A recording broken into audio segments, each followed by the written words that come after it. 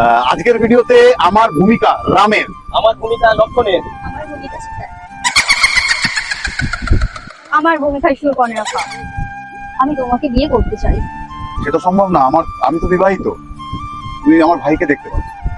তাহলে তোমার ভাই লক্ষণকেও বিয়ে করলে হবে। আমি তো আমার দাদার দাস। তুমি যদি আমায় বিয়ে করো তাহলে তুমি দাসী হয়ে যাবে।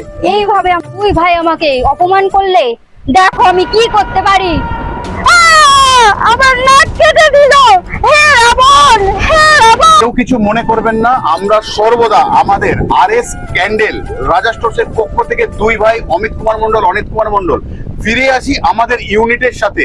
উদ্দেশ্য আমাদের কিন্তু একটাই, ক্যান্ডেলের প্রচার, মানুষ ভালোবাসুক মোমবাতিকে। তো এই যে নাটক, এইগুলো কোনো ভুল ত্রুটি মার্জনা করবেন, ক্ষমা করবেন। আমাদের এন্টার টিমকে ভালোবাসা রাখবেন, সুস্থ থাকবেন, সবাই ভালো থাকবেন।